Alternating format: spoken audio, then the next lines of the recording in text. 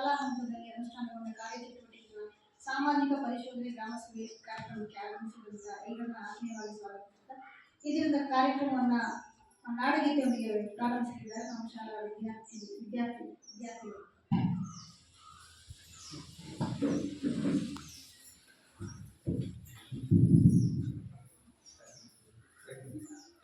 नाडगीते शुरू कर।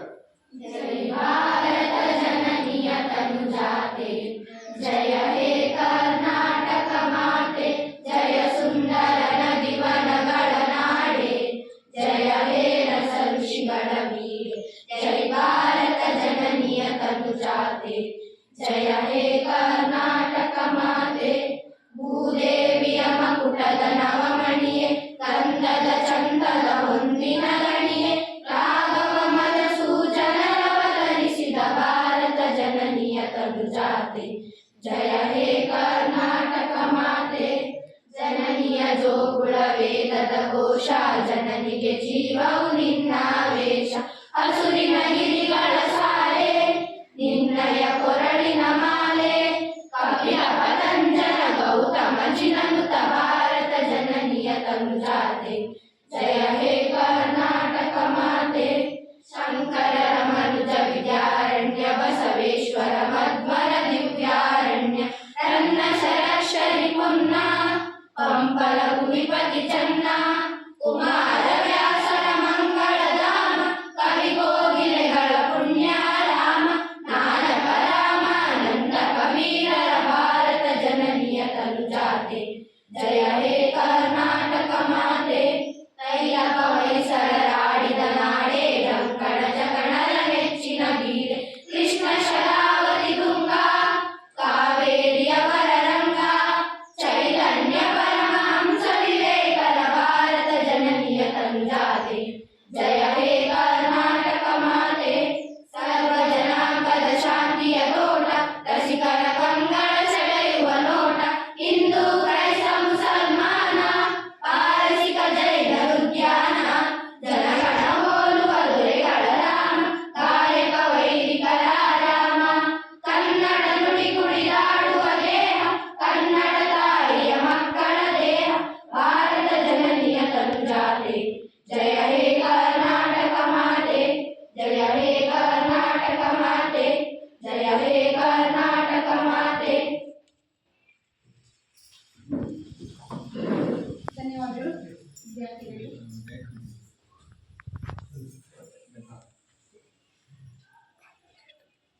ಈ ಕಾರ್ಯಕ್ರಮಕ್ಕೆ ಆಗಮಿಸಿದ ಸರ್ವರನ್ನ ಸ್ವಾಗತಿಸಬೇಕಾಗಿ ನಮ್ಮ ಶಾಲೆಯ ಮುಖ್ಯ ಶಿಕ್ಷಕರಾದ ಶ್ರೀ ಪಾಂಡವ್ ಸರ್ ಅವರಿಗೆ ಕೇಳ್ಕೊಳ್ತಾರೆ.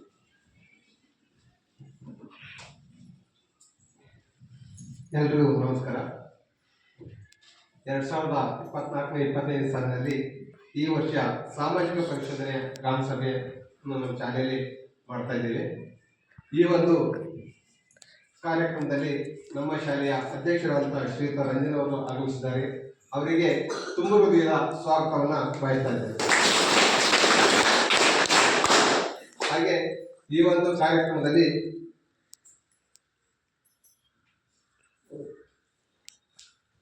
ಶ್ರೀಯುತ ನಾಗೇಶ್ ದೇವಿ, ಸಾಮಾಜಿಕ ಪರಿಶೋಧನೆ ತಾಲೂಕು ಕಾರ್ಯಕ್ರಮ ವ್ಯವಸ್ಥಾಪಕರು, ತಾಲೂಕು ಪಂಚಾಯತಿ ಹೊಸನಗರ, ಇವರು ಸಹ ಈ ಒಂದು ವೇದಿಕೆಯಲ್ಲಿ ಉಪಸ್ಥಿತರಿದ್ದಾರೆ. ಅವರಿಗೂ ಸಹ ಆತ್ಮೀಯವಾದಂತಹ ಸ್ವಾಗತವನ್ನು ಬಯಸ್ತಾ ಇದ್ದೇನೆ.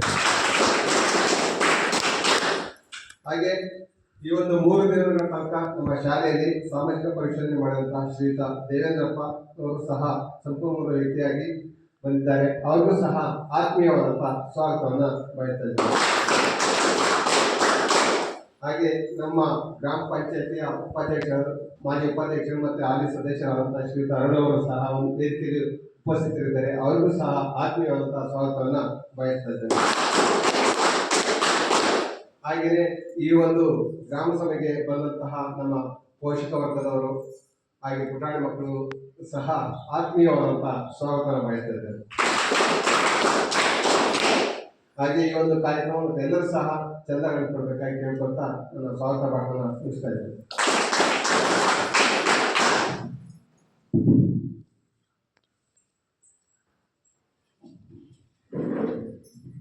ಕಾರ್ಯಕ್ರಮಕ್ಕೆ ಕಾರ್ಯಕ್ರಮಕ್ಕೆ ಸರ್ವರನ್ನು ಸ್ವಾಗತಿಸಿದ ನಮ್ಮ ಶಾಲಾ ಮುಖ್ಯ ಶಿಕ್ಷಕರಾದ ಶ್ರೀಯುತ ಪಾಂಡನ್ ಸರ್ ಅವರನ್ನು ಕೂಡ ಈ ಕಾರ್ಯಕ್ರಮಕ್ಕೆ ಆತ್ಮೀಯವಾಗಿ ಸ್ವಾಗತಿಸಿದ್ದೇನೆ. ಈ ಕಾರ್ಯಕ್ರಮದ ಪ್ರಾಸ್ತಾವಿಕ ನುಡಿಗಳನ್ನಾಡಬೇಕಾಗಿ ಶ್ರೀ ನಾಗೇಶ್ ಟಿವಿ ಸಾಮಾಜಿಕ ಪರಿಶೋಧನೆ ತಾಲೂಕು ಕಾರ್ಯಕ್ರಮ ವ್ಯವಸ್ಥಾಪಕರು ತಾಲೂಕು ಪಂಚಾಯಿತಿ ಹೊಸನಗರ ಇವರಿಗೆ.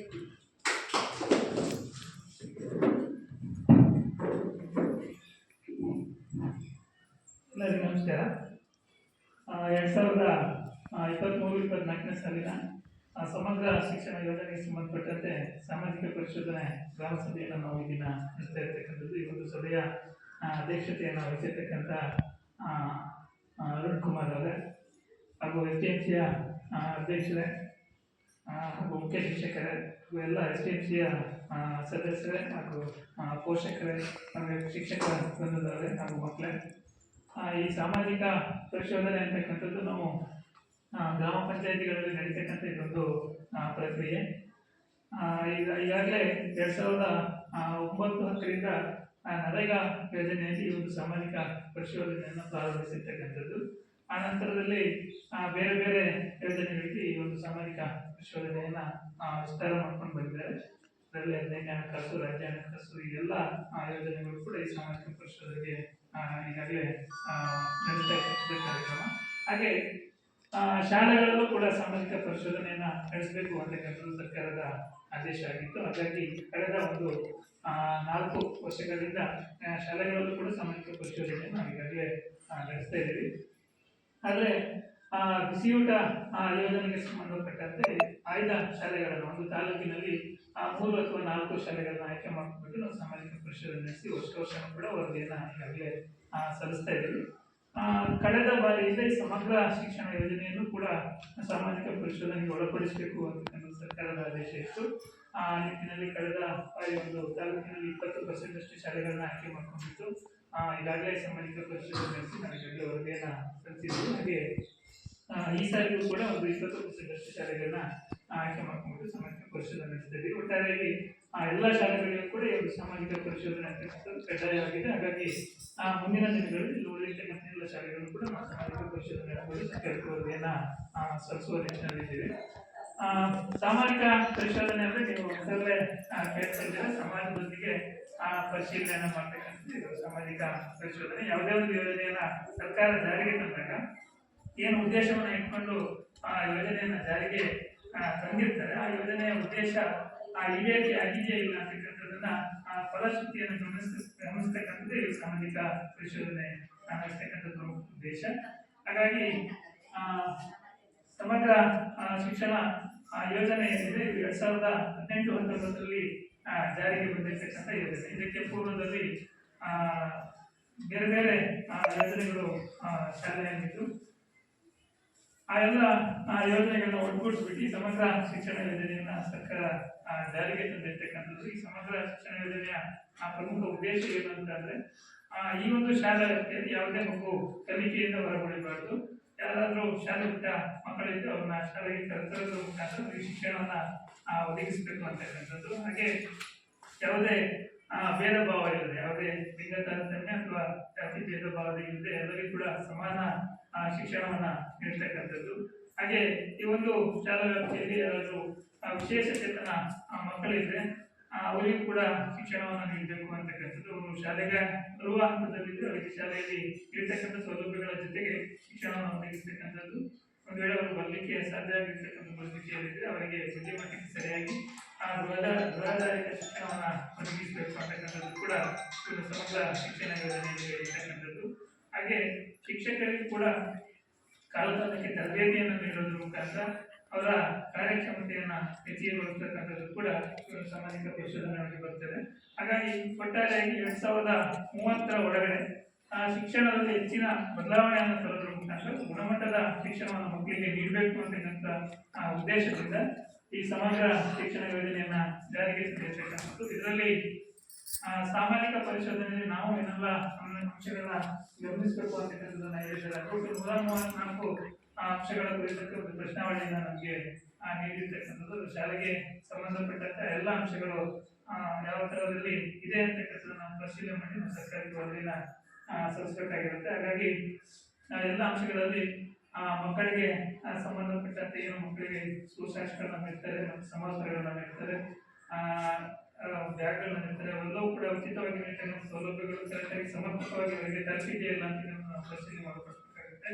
ಹಾಗೆ ಇಲ್ಲಿನ ಎಸ್ಟಿಎಂಸಿಗೆ ಸಂಬಂಧಪಟ್ಟಂತೆ ಎಸ್ಟಿಎಂಸಿಯ ರಚನೆಯ ಬಗ್ಗೆ, ಎಸ್ಟಿಎಂಸಿಯ ಸಭೆಗಳು ನಡೆದಿರುವ ಬಗ್ಗೆ ನಾವು ಪರಿಶೀಲನೆ ಮಾಡಬೇಕಾಗುತ್ತೆ. ಹಾಗೆ ಶಿಕ್ಷಕರ ಕಾರ್ಯನಿರ್ವಹಣೆ ಬಗ್ಗೆ ಸಮಾಜದ ಅಭಿಪ್ರಾಯ ಹೇಗಿದೆ, ಮತ್ತೆ ಮಕ್ಕಳೊಂದಿಗೆ ಅವರ ವಿಚಾರಗಳನ್ನ ನಾವು ಚರ್ಚೆ ಮಾಡ್ತಕ್ಕಂಥದ್ದಿದೆ. ಹಾಗೆ ಶಾಲೆಯ ಭೌತಿಕ ವಿಷಯಗಳಿಗೆ ಸಂಬಂಧಪಟ್ಟಂತೆ ಕೊಠಡಿಗಳ ವ್ಯವಸ್ಥೆ ಇರ್ಬೋದು, ಗ್ರಂಥಾಲಯದ ವ್ಯವಸ್ಥೆ ಇರ್ಬೋದು, ಕ್ರೀಡಾಂಗಣ ವ್ಯವಸ್ಥೆ ಇರ್ಬೋದು, ಶೌಚಾಲಯದ ವ್ಯವಸ್ಥೆಗಳಿರ್ಬೋದು, ಎಲ್ಲ ವ್ಯವಸ್ಥೆಗಳು ಹೇಗಿದೆ ಅಂತಕ್ಕಂಥದ್ದನ್ನ ಪರಿಶೀಲನೆ ಮಾಡ್ತಕ್ಕಂಥದ್ದು. ಆಡಳಿತಕ್ಕೆ ಸಂಬಂಧಪಟ್ಟಂತೆ ಮತ್ತೆ ಹಣಕಾಸಿನ ವಿಚಾರಗಳು ಮತ್ತೆ ಇನ್ನಿತರ ವಿಚಾರಗಳ ಬಗ್ಗೆ ನಮಗೆ ಒಟ್ಟಾರೆ 134 ಅಂಶಗಳ ಕುರಿತಂತೆ ನಾವು ಈಗಾಗಲೇ ಪರಿಶೀಲನೆ ನಡೆಸಿದ್ದೀವಿ. ಸಾಮಾಜಿಕ ಪರಿಶೋಧನೆ ಆಗಿರೋದ್ರಿಂದ ಇದು ವಿಭಿನ್ನವಾದಂಥ ಪ್ರಕ್ರಿಯೆ.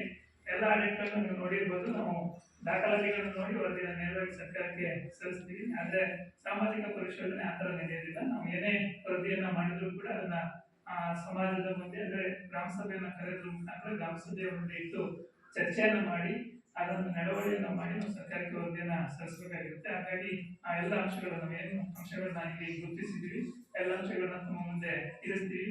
ನೀವು ಕೂಡ ಅದರಲ್ಲಿ ಚರ್ಚೆಯನ್ನ ಮಾಡಿ ಒಟ್ಟಾರೆಯಾಗಿ ಎಲ್ಲ ಅಂಶಗಳನ್ನ ಕ್ರೋಢೀಕರಿಸಿ ನಾವು ಸರ್ಕಾರಕ್ಕೆ ವರದಿಯನ್ನ ಸಲ್ಲಿಸೋಣ ಅಂತ ಹೇಳ್ತಾ, ಹಾಗೆ ಈ ಒಂದು ಕಾರ್ಯಕ್ರಮವನ್ನು ಕೂಡ ನಾವು ಕೂಡ ಅತ್ಯಂತ ಪಾರದರ್ಶಕವಾಗಿ ಮಾಡಬೇಕಾಗಿರೋದ್ರಿಂದ ಯೂಟ್ಯೂಬ್ ಲೈವ್ ಅಲ್ಲಿ ಕಾರ್ಯಕ್ರಮನ ಮಾಡಬೇಕಾಗಿತ್ತು. ಆದರೆ ನಮಗೆ ತಾಂತ್ರಿಕ ಸಮಸ್ಯೆ ಇರೋದ್ರಿಂದ ಈಗ ಅದನ್ನ ವಿಡಿಯೋ ಮಾಡ್ಕೊಂಡಿದ್ದೀವಿ. ನಂತರದಲ್ಲಿ ಯೂಟ್ಯೂಬ್ಗೆ ಅದನ್ನು ಅಪ್ಲೋಡ್ ಮಾಡ್ತೀವಿ. ಎಲ್ಲರೂ ಕೂಡ ಈ ಕಾರ್ಯಕ್ರಮವನ್ನು ವೀಕ್ಷಣೆ ಮಾಡಲಿಕ್ಕೆ ಕೂಡ ಅವಕಾಶ ಇದೆ.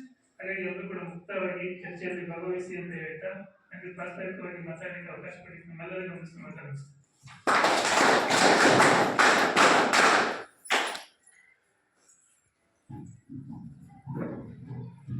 ಪ್ರಾಸ್ತಾವಿಕ ನುಡಿಗಳಿಗಾಗಿ ಶ್ರೀ ನಾಗೇಶ್ ಕೆ ಇವರಿಗೆ ಧನ್ಯವಾದಗಳನ್ನು ತಿಳಿಸುತ್ತಾ ಮುಂದಿನ ಕಾರ್ಯಕ್ರಮ ವರದಿ ಮಂಡನೆ.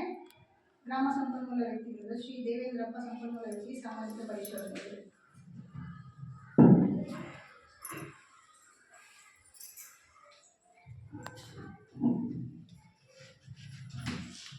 ಎಲ್ಲರಿಗೂ ನಮಸ್ಕಾರ. ಸಮಗ್ರ ಶಿಕ್ಷಣ ಯೋಜನೆ ಈ ಒಂದು ಶಿಕ್ಷಣ ಇಲಾಖೆ ಅತ್ಯಂತ ಪ್ರಮುಖವಾಗಿರ್ತಕ್ಕಂಥ ಯೋಜನೆ. ಈ ಯೋಜನೆಯನ್ನು 2018-19ರಿಂದ ಎಲ್ಲ ಸರ್ಕಾರಿ ಶಾಲೆಗಳಲ್ಲಿ ಸರ್ಕಾರ ಜಾರಿಗೆ ತಂದಿದೆ. ಈ ಜಾರಿಗೆ ತಂದಿರತಕ್ಕಂಥ ಯೋಜನೆ ತಳ ಹಂತದಲ್ಲಿ, ಶಾಲಾ ಹಂತದಲ್ಲಿ ಯಾವ ರೀತಿ ಅನುಷ್ಠಾನ ಆಗಿದೆ, ಅನುಷ್ಠಾನ ಆಗಿ ಅದರ ಕಾರ್ಯ ಏನು 134 ಮಾರ್ಗಸೂಚಿ ನಿಯಮಾವಳಿಗಳಿದೆ, ಆ ನಿಯಮಾವಳಿಗಳನ್ನು ಶಾಲಾ ಹಂತದ ಎಲ್ಲ ಚಟುವಟಿಕೆಗಳಲ್ಲಿ ಮಕ್ಕಳಿಗೆ ಗುಣಮಟ್ಟದ ಶಿಕ್ಷಣ ನೀಡುವಲ್ಲಿ ಯಾವ ರೀತಿ ತಮ್ಮ ಪಾತ್ರವನ್ನು ವಹಿಸಿದೆ ಅಂತಕ್ಕಂಥದ್ದು ಸರ್ಕಾರಕ್ಕೆ ಗೊತ್ತಾಗಬೇಕಾಗಿದೆ. ಹಾಗಾಗಿ ಸರ್ಕಾರ ಬಂದು ಎಲ್ಲ ಶಾಲೆಗಳಲ್ಲಿ ಅದು ಯಾವ ರೀತಿ ಅನುಷ್ಠಾನ ಆಗಿದೆ, ಮಕ್ಕಳಿಗೆ ಶಿಕ್ಷಣವನ್ನು ಯಾವ ರೀತಿ ನೀಡ್ತಾ ಇದೆ ಅಂತಕ್ಕಂಥದ್ದನ್ನು ನೋಡಲಿಕ್ಕೆ ಆಗೋದಿಲ್ಲ. ಹಾಗಾಗಿ ಸರ್ಕಾರ ಈ ಸಾಮಾಜಿಕ ಪರಿಶೋಧನೆ ಅಂತಕ್ಕಂಥದ್ದು ಪರಿಕಲ್ಪನೆಯ ಮೂಲಕ ಈ ಸಾಮಾಜಿಕ ಪರಿಶೋಧನೆ ನಡೆಸಿ ಅದರ ಮೂಲಕ ವರದಿ ತರಿಸಿಕೊಂಡು ಮುಂದಿನ ದಿನಗಳಲ್ಲಿ ಇನ್ನೂ ಗುಣಮಟ್ಟದ ಶಿಕ್ಷಣವನ್ನು ಸರ್ಕಾರಿ ಶಾಲಾ ಹಂತದಲ್ಲಿ ಯಾವ ರೀತಿ ತರಬೇಕು ಅಂತಕ್ಕಂಥದ್ದು ಸರ್ಕಾರದ ಒಂದು ಅಭಿಪ್ರಾಯ ಮೂಡುತ್ತೆ. ಹಾಗಾಗಿ ಈ ಸಾಮಾಜಿಕ ಪರಿಶೋಧನೆಯನ್ನು ನಡೆಸ್ತಾ ಇರತಕ್ಕಂಥದ್ದು ಸರ್ಕಾರದ ಆದೇಶದ ಪ್ರಕಾರ, ಯೋಜನೆಯ ಮಾರ್ಗಸೂಚಿ ಪ್ರಕಾರ, ಸರ್ಕಾರದ ವೇಳಾಪಟ್ಟಿಯಂತೆ ಇದನ್ನು ನಡೆಸ್ತಾ ಇದ್ದೇವೆ. ಸಮಗ್ರ ಶಿಕ್ಷಣ ಅಂತ ಹೇಳಿದ್ರೆ ಮಗುವಿಗೆ ಎಲ್ಲ ರೀತಿಯಾಗಿರ್ತಕ್ಕಂಥ ಸಮಗ್ರವಾಗಿರ್ತಕ್ಕಂಥ ಶಿಕ್ಷಣ ಶಾಲಾ ಹಂತದಲ್ಲಿ ದೊರೆಯಬೇಕು. ತರಗತಿಗಳಲ್ಲಿ ಶಿಕ್ಷಕರ ಪಾಠ ಪ್ರವಚನಗಳೇ ಮಗುವಿನ ಶಿಕ್ಷಣ ಅಲ್ಲ, ಪಠ್ಯಪುಸ್ತಕದಲ್ಲಿ ಬರ್ತಕ್ಕಂಥ ವಿಷಯಗಳೇ ಶಿಕ್ಷಣ ಅಲ್ಲ. ಅದರ ಜೊತೆಗೆ ಪಠ್ಯೇತರವಾಗಿರ್ತಕ್ಕಂಥ ಕ್ರೀಡಾ ಚಟುವಟಿಕೆಗಳ ಕಲಿಕೆಗಳಿರ್ಬೋದು, ಆಮೇಲೆ ವೃತ್ತಿ ಕೌಶಲ್ಯಕ್ಕೆ ಸಂಬಂಧಪಟ್ಟಿರ್ತಕ್ಕಂಥ ಅನೇಕ ಕಲಿಕೆಗಳಿರ್ಬೋದು, ಆಮೇಲೆ ಪ್ರತಿಭೆಗೆ ಸಂಬಂಧಪಟ್ಟಿರ್ತಕ್ಕಂಥ ಅನೇಕ ಚಟುವಟಿಕೆಗಳ ಕಲಿಕೆಗಳಿರ್ಬೋದು, ವಿಜ್ಞಾನ ಮತ್ತು ತಂತ್ರಜ್ಞಾನ ಹೊಂದಿರತಕ್ಕಂಥ ವೈಜ್ಞಾನಿಕ ಮನೋಭಾವವನ್ನು ಮೂಡಿಸ್ತಕ್ಕಂಥ ಅನೇಕ ಕಲಿಕಾ ಚಟುವಟಿಕೆಗಳಿರ್ಬೋದು. ಇತ್ತೀಚಿನ ದಿನಗಳಲ್ಲಿ ನಾವು ತಂತ್ರಜ್ಞಾನಕ್ಕಿಂತ ಒಂದು ಹೆಜ್ಜೆ ಮುಂದೆ ಹೋಗಿ ತಂತ್ರಾಂಶಯುಕ್ತವಾಗಿರ್ತಕ್ಕಂಥ ಅನೇಕ ಡಿಜಿಟಲ್ ಮಾಧ್ಯಮಗಳ ಮೂಲಕ ಮಕ್ಕಳಿಗೆ ಗುಣಮಟ್ಟದ ಶಿಕ್ಷಣವನ್ನು ನೀಡ್ತಕ್ಕಂಥದ್ದು ಇರ್ಬೋದು. ಹೀಗೆ ಬೇರೆ ಬೇರೆ ರೀತಿಯ ಶಿಕ್ಷಣ, ಎಲ್ಲ ರೀತಿಯಾಗಿರ್ತಕ್ಕಂಥ ಗುಣಮಟ್ಟದ ಶಿಕ್ಷಣ ಶಾಲಾ ಹಂತದಲ್ಲಿ ಮಕ್ಕಳಿಗೆ ದೊರೆಯಬೇಕು ಅಂತಕ್ಕಂಥ ಉದ್ದೇಶ ಬಿಟ್ಬಿಟ್ಟು ಈ ಸಮಗ್ರ ಶಿಕ್ಷಣ ಯೋಜನೆಯನ್ನು ಜಾರಿಗೆ ತಂದಿರ್ತಕ್ಕಂಥದ್ದು. ಹಾಗಾಗಿ ಅದು ಯಾವ ರೀತಿ ತಳ ಹಂತದಲ್ಲಿ ಅನುಷ್ಠಾನ ಆಗಿದೆ ಅಂತಕ್ಕಂಥದ್ದನ್ನು ನಾವು ಪರಿಶೀಲನೆ ಮಾಡಿ ಅದರಲ್ಲಿ ಏನೇನು ಉತ್ತಮಾಂಶ ಇದೆ, ಏನೇನು ಕೆಲವೊಂದು ನ್ಯೂನತೆಗಳಿದೆ ಅಂತಕ್ಕಂಥದ್ದನ್ನು ನಾವು ವರದಿಯನ್ನು ಸರ್ಕಾರಕ್ಕೆ ನೀಡಬೇಕಾಗ್ತದೆ.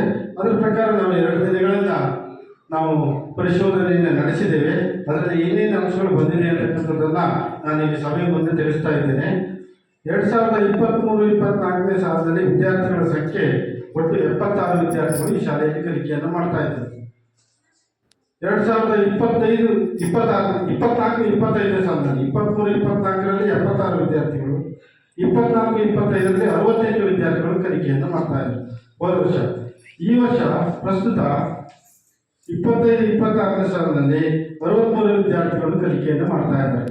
ವರ್ಷದಿಂದ ವರ್ಷಕ್ಕೆ ಮಕ್ಕಳ ಸಂಖ್ಯೆ ಕಡಿಮೆ ಆಗ್ತಾ ಇದೆ.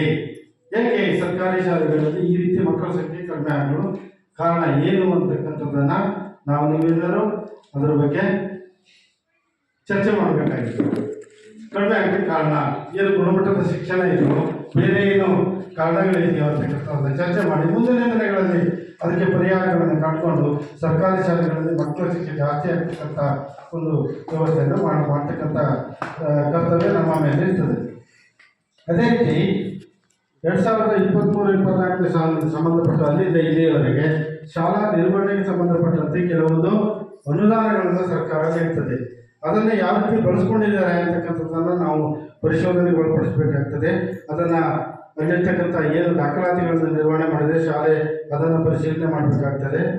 ಅದಕ್ಕೆ ತಕ್ಕಂತೆ 2023-24ರ ಒಂದು ವರ್ಷದಲ್ಲಿ ಒಟ್ಟು 77,657 ರೂಪಾಯಿಗಳನ್ನು ಸರ್ಕಾರ ಈ ಶಾಲಾ ನಿರ್ವಹಣೆಗೆ ನೀಡಿದೆ.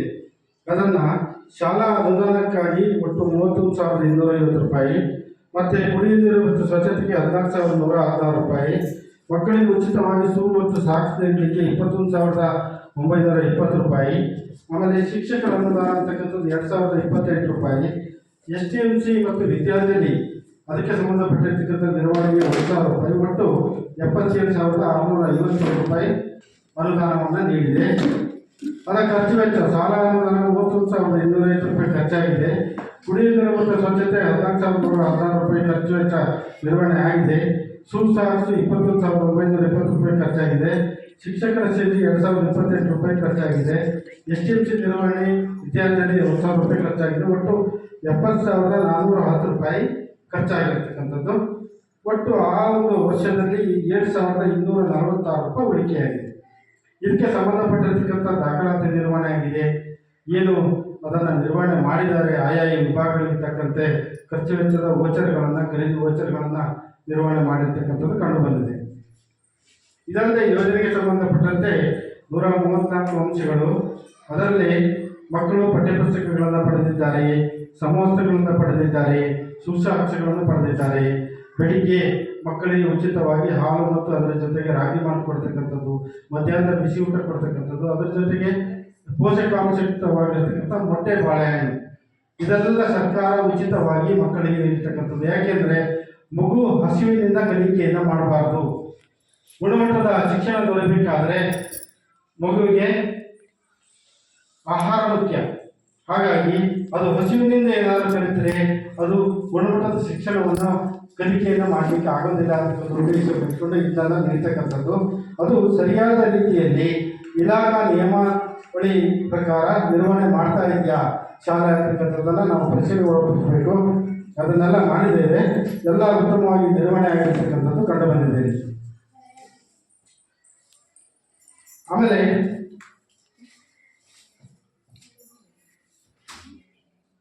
ಮಕ್ಕಳಿಗೆ ವಿದ್ಯಾರ್ಥಿ ವೇತನವನ್ನು ಪಡೆದಿದ್ದಾರೆ. ವಿದ್ಯಾರ್ಥಿ ವೇತನವನ್ನು ಇಲ್ಲಾಗಲೇ ಕೆಲವು ಮಕ್ಕಳು SC/STಗೆ ಸಂಬಂಧಪಟ್ಟಿರ್ತಕ್ಕಂಥ ಮಕ್ಕಳು ಪಡೆದಿದ್ದಾರೆ. ಇತರೆ ವಿದ್ಯಾರ್ಥಿಗಳಿಗೆ ಯಾವುದೂ ಬಂದಿಲ್ಲ. ನಿಯಮಾನುಸಾರ ಅರ್ಹ ವಿದ್ಯಾರ್ಥಿಗಳಿಗೆ ಸಾರಿಗೆ ವ್ಯವಸ್ಥೆಯನ್ನು ನೀಡಲಾಗಿದೆ.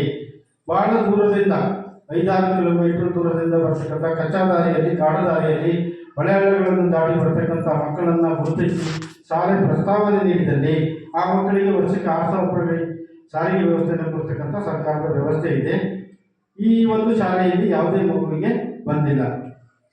ಸಾಕಷ್ಟು ಶಿಕ್ಷಕರು ಶಾಲೆಯಲ್ಲಿ ಇದ್ದಾರೆ. ಇಲಾಖಾ ನಿಯಮದಡಿ 30 ವಿದ್ಯಾರ್ಥಿಗಳಿಗೆ ಒಬ್ಬ ಶಿಕ್ಷಕರು ಅಂತೇಳಿ ಇಲ್ಲಿ ಸಾಮಾನ್ಯವಾಗಿ ಇಲ್ಲಿರ್ತಕ್ಕಂಥ ಶಿಕ್ಷಕರು 3 ಜನ ಕಾಯಂ ಶಿಕ್ಷಕರಿದ್ದಾರೆ. ಒಬ್ಬರು ಸರ್ಕಾರದಿಂದ ಅತಿಥಿ ಶಿಕ್ಷಕರು ಇರ್ತಕ್ಕಂಥದ್ದು. ಆಮೇಲೆ ಕಲಾ ಶಿಕ್ಷಣಕ್ಕೆ ಶಿಕ್ಷಕರಿದ್ದಾರೆ, ಆರೋಗ್ಯ ಶಿಕ್ಷಣಕ್ಕೆ, ದೈಹಿಕ ಶಿಕ್ಷಣಕ್ಕೆ ಮತ್ತು ವೃತ್ತಿ ಶಿಕ್ಷಣಕ್ಕೆ ಶಿಕ್ಷಕರು ಇರಬೇಕು ಅಂತಕ್ಕಂಥ ನಿಯಮಾವಳಿ ಇದೆ. ಅದು ಯಾವುದೇ ರೀತಿಯಾಗಿರ್ತಕ್ಕಂಥ ಶಿಕ್ಷಕರಿಲ್ಲ. ಒಂದು ಶಾಲೆ ಅಂತ ಹೇಳಿದ್ರೆ ಶಾಲೆ ಉತ್ತಮವಾಗಿ ನಿರ್ವಹಣೆ ಆಗಬೇಕಾದ್ರೆ ಪೂರ್ಣಾವಧಿಯ ಮುಖ್ಯ ಶಿಕ್ಷಕರನ್ನು ಹೊಂದಿರಬೇಕು ಅಂತಕ್ಕಂಥ ನಿಯಮಾವಳಿ ಇದೆ. ಇಲ್ಲಿ ಪೂರ್ಣಾವಧಿಯ ಮುಖ್ಯ ಶಿಕ್ಷಕರು ಇಲ್ಲ. ಒಂದು ಶಾಲೆ ಇಲಾಖಾ ನಿಯಮದ ಪ್ರಕಾರ ಒಂದು ಹಿರಿಯ ಪ್ರಾಥಮಿಕ ಶಾಲೆ ಒಂದು ವರ್ಷದಲ್ಲಿ 220 ಕೆಲಸ ದಿನಗಳನ್ನು ನಿರ್ವಹಣೆ ಮಾಡಬೇಕು. ಈ ಶಾಲೆ 2023-24ರಲ್ಲಿ 242 ದಿನಗಳನ್ನು ನಿರ್ವಹಣೆ ಮಾಡಿರ್ತಕ್ಕಂಥ ದಾಖಲಾತಿ ಇದೆ. ಸದರಿ ಶಾಲೆಯ ಹಿಂದಿನ ಮಾಹಿತಿಗಳಲ್ಲಿ ವಿದ್ಯಾರ್ಥಿಗಳ ಹಾಜರಾತಿ 80 ಮತ್ತು ಅದಕ್ಕಿಂತ ಹೆಚ್ಚಿದೆಯೇ ಕಡಿಮೆ ಇದೆಯಾ ಅಂತಕ್ಕಂಥದ್ದನ್ನು ನಾವು ದಾಖಲಾತಿ ನೋಡಬೇಕಾಗ್ತದೆ. ಏಕೆಂದರೆ ಮಕ್ಕಳ ಗುಣಮಟ್ಟದ ಶಿಕ್ಷಣ ಹಾಜರಾತಿ ಮೇಲೆ ನಿಂತಿರ್ತಕ್ಕಂಥದ್ದು. ಮಗು ಪೂರ್ಣವಾಗಿ ಹಾಜರಾತಿ ಇದ್ದರೆ ಉತ್ತಮವಾಗಿರ್ತಕ್ಕಂಥ ಕಲಿಕೆಯನ್ನು ಮಾಡ್ತದೆ ಅಂತಕ್ಕಂಥದ್ದು. ಹಾಗಾಗಿ ಇಲ್ಲಿ ಮಕ್ಕಳ ಹಾಜರಾತಿ ಹೇಗಿದೆ ಅಂದರೆ ಎಲ್ಲ ಮಕ್ಕಳ ಹಾಜರಾತಿ 80%ಕ್ಕಿಂತ ಜಾಸ್ತಿ ಇರತಕ್ಕಂಥದ್ದು ಕಂಡು ಬಂದಿದೆ.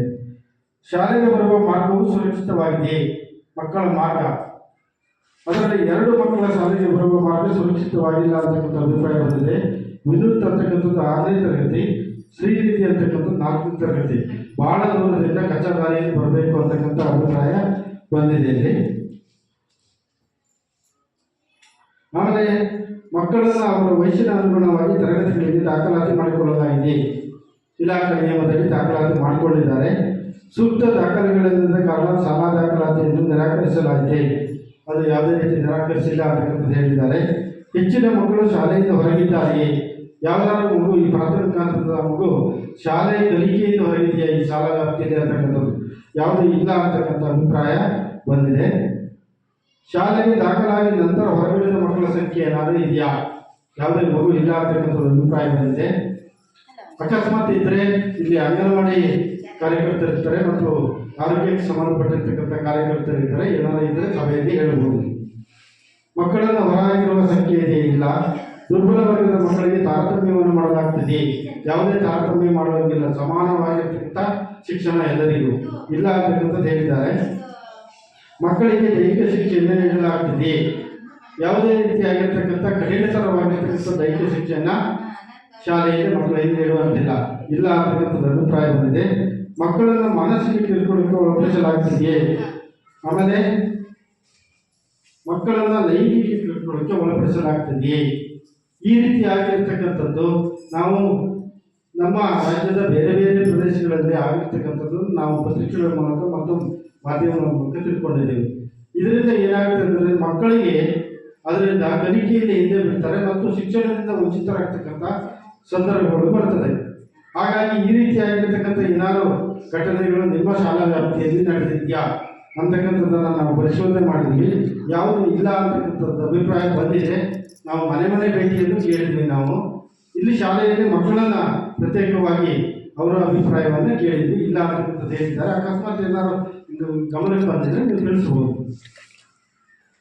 ಆಮೇಲೆ ವಿಶೇಷ ಅಗತ್ಯಗಳ ಮಕ್ಕಳನ್ನು ಗುರುತಿಸಿ ಮೌಲ್ಯಾಂಕನ ಮಾಡಲಾಗಿದೆ. ಯಾವುದೇ ವಿಶೇಷ ಅಗತ್ಯಗಳ ಮಕ್ಕಳು ಈ ಸಾಲಿನಲ್ಲಿ ನಿಮ್ಮ ಶಾಲೆಯಲ್ಲಿ ಇಲ್ಲ ಇದೆ. ಆಮೇಲೆ ಒಂದು ಶಾಲೆ ಅಂತ ಹೇಳಿದ್ರೆ ಮಕ್ಕಳಿಗೆ ಗುಣಮಟ್ಟದ ಶಿಕ್ಷಣ ಸಿಗಬೇಕಾದ್ರೆ ಒಂದು ಉತ್ತಮವಾಗಿರ್ತಕ್ಕಂಥ ಶಾಲಾ ಕಟ್ಟಡ ಇರಬೇಕು ಅಂತಕ್ಕಂಥದ್ದು.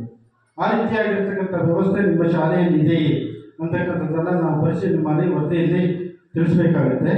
ಅದರಲ್ಲಿ ತರಗತಿ ಕೊಠಡಿ 5 ಇದೆ. ಅದರಲ್ಲಿ ಕಚೇರಿ 1 ಇದೆ, ಅಡಿಗೆ ಕೊಠಡಿ 1 ಇದೆ, ದಾಸ್ತಾನು ಕೊಠಡಿ 1 ಇದೆ, ಗ್ರಂಥಾಲಯದ ಕೊಠಡಿ 1 ಇದೆ. ನಿಮ್ಮ ಮಕ್ಕಳ ಸಂಖ್ಯೆಗೆ ಅನುಗುಣವಾಗಿ ಎಲ್ಲ ಕೊಠಡಿಗಳು ಶಾಲಾ ಕಟ್ಟಡ ಇರತಕ್ಕಂಥದ್ದು ಕಂಡು ಬಂದಿದೆ. ಆಮೇಲೆ ಒಂದು ಶಾಲೆ ಅಂತ ಹೇಳಿದ್ರೆ ಬಾಲಕರಿಗೆ ಮತ್ತು ಬಾಲಿಕೆಯರಿಗೆ ಪ್ರತ್ಯೇಕವಾಗಿರತಕ್ಕಂಥ ಶೌಚಾಲಯದ ವ್ಯವಸ್ಥೆ ಇರಬೇಕು.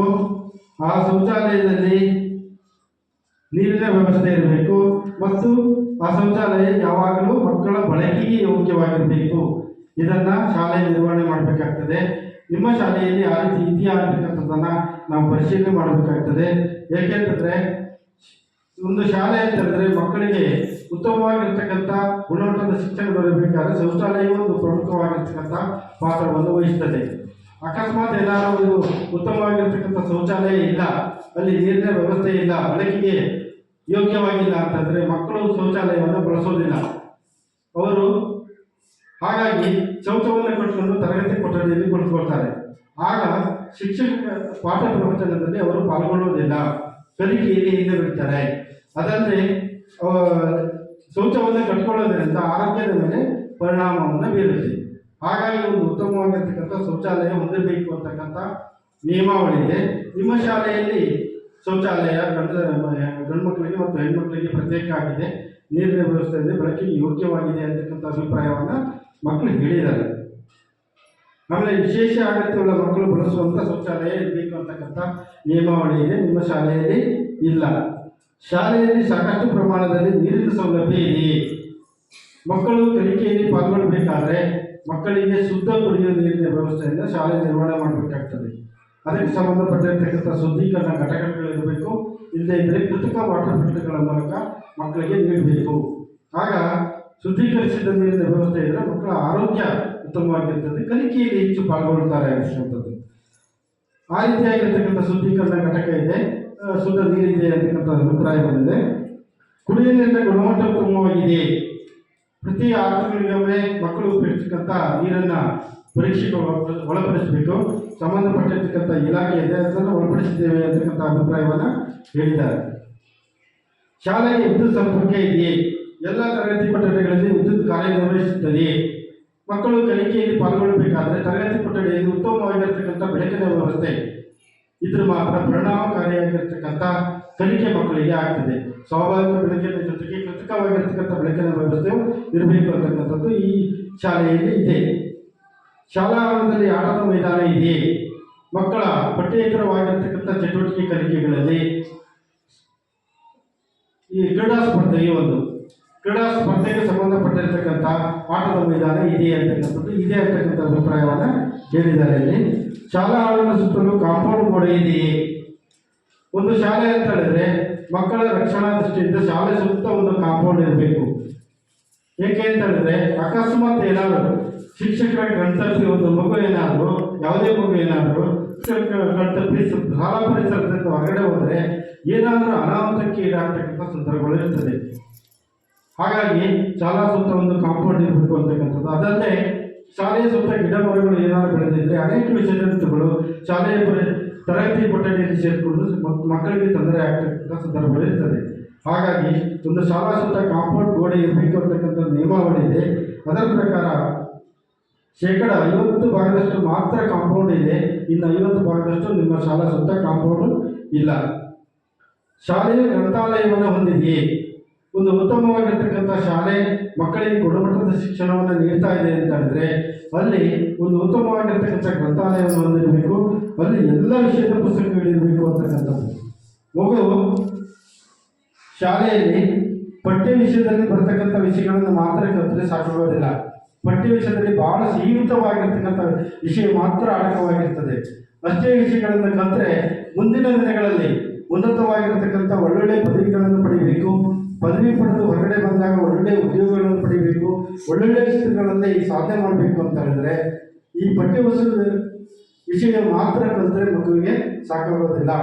ಹಾಗಾಗಿ ಒಂದು ಶಾಲೆಯಲ್ಲಿರ್ತಕ್ಕಂಥ ಗ್ರಂಥಾಲಯದಲ್ಲಿರ್ತಕ್ಕಂಥ ಎಲ್ಲ ವಿಷಯದ ಪುಸ್ತಕಗಳನ್ನು ಈ ಹಂತದಲ್ಲಿ ಹೋಗಿ ಓದಿ ಜ್ಞಾನವನ್ನು ಸಂಪಾದನೆ ಮಾಡ್ಕೋಬೇಕು.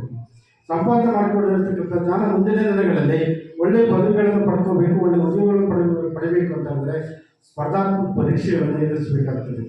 ಆ ಪರೀಕ್ಷೆಗಳನ್ನು ಎದುರಿಸಬೇಕಾದ್ರೆ ಮಗು ಈ ಎಲ್ಲ ಪುಸ್ತಕಗಳನ್ನು ಓದಿ ಜ್ಞಾನವನ್ನು ಸಂಪಾದನೆ ಮಾಡಬೇಕಿಂತ ಮುಂದಿನ ದಿನಗಳಲ್ಲಿ ಮಗುವಿಗೆ ಅನುಕೂಲತೆಗೆ ಬರ್ತದೆ. ಹಾಗಾಗಿ ಗ್ರಂಥಾಲಯದ ಪುಸ್ತಕಗಳನ್ನು ಓದಬೇಕು ಅಂತಕ್ಕಂಥದ್ದು. ನಿಮ್ಮ ಶಾಲೆಯಲ್ಲಿ 1971 ಪುಸ್ತಕಗಳು ಗ್ರಂಥಾಲಯದಲ್ಲಿ ಇದೆ ಇಲ್ಲಿ ಮಕ್ಕಳು ಪಡೆದು ಓದ್ತೀವಿ ಅಂತಕ್ಕಂಥ ಅಭಿಪ್ರಾಯವನ್ನು ಹೇಳಿದ್ದಾರೆ. ಆಮೇಲೆ ದಿನಪತ್ರಿಕೆ ಗ್ರಂಥಾಲಯದಲ್ಲಿ ದಿನಪತ್ರಿಕೆಗಳಿದೆಯಾ?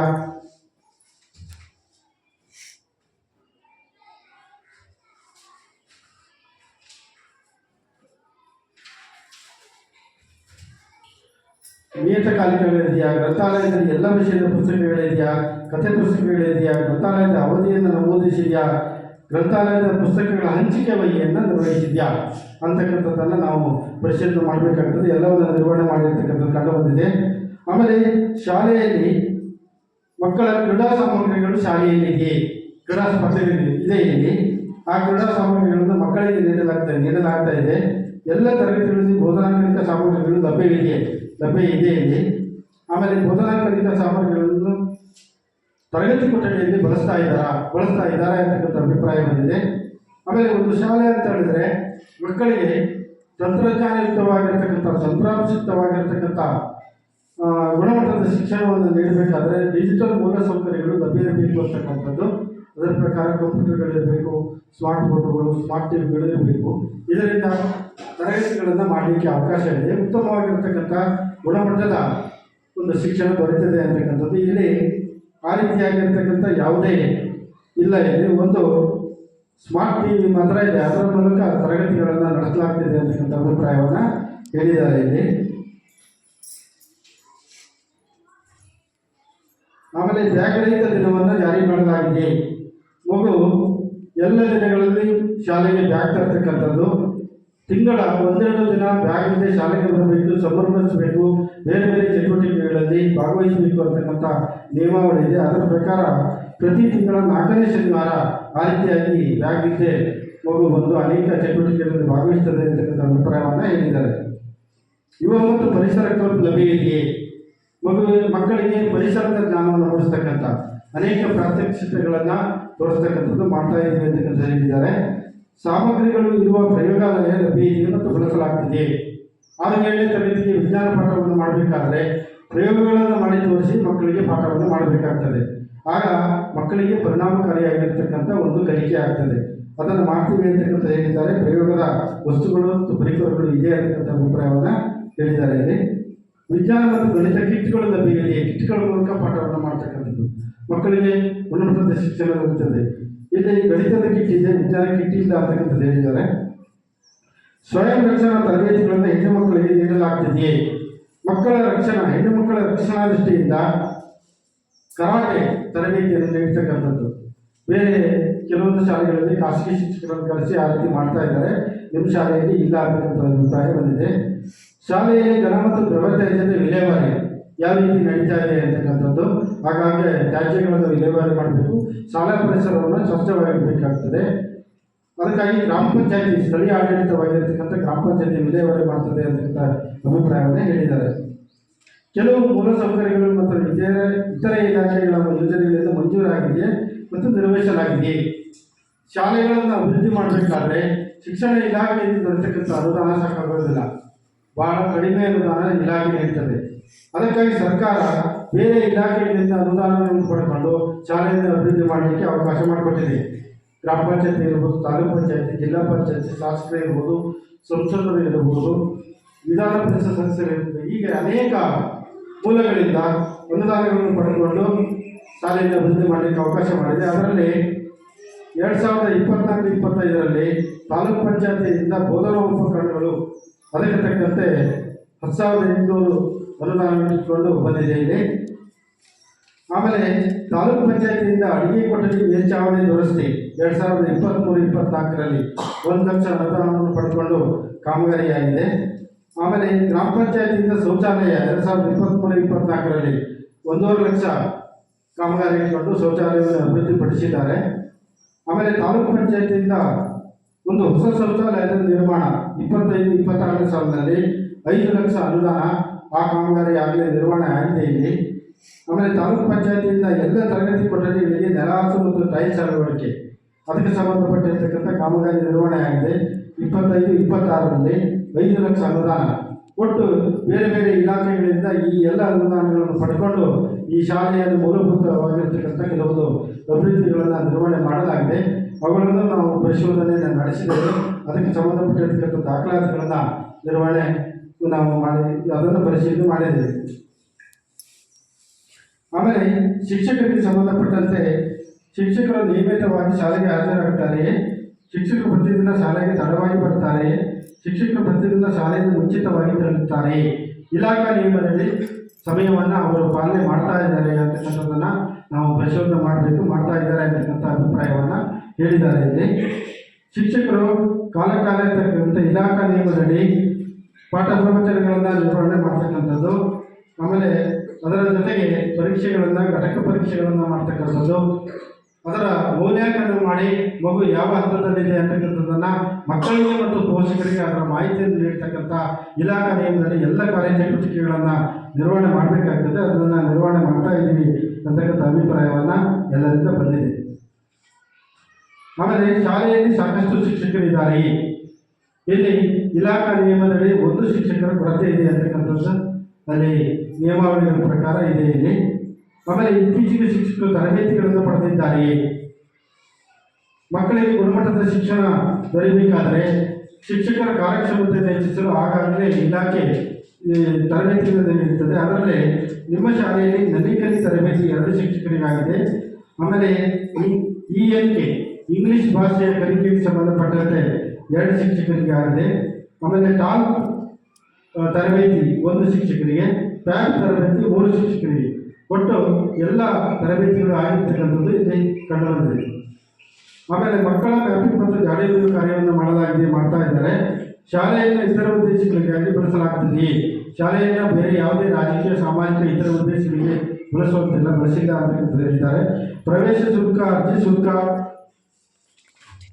ಕ್ಯಾಪ್ಟೇಷನ್ ಶುಲ್ಕ, ಬೋಧನಾ ಶುಲ್ಕ, ಇತರೆ ಶುಲ್ಕಗಳನ್ನು ಪಡೆಯಲಾಗುತ್ತದೆ. ಯಾವುದು ಪಡೀತಾ ಇಲ್ಲ ಅಂತಕ್ಕಂಥದ್ದು ಹೇಳಿದ್ದಾರೆ. ಶಾಲಾಭಿವೃದ್ಧಿ ಮತ್ತು ಮೇಲುಸ್ತುವಾರಿ ಸಮಿತಿಯನ್ನು ರಚಿಸಲಾಗಿದೆ.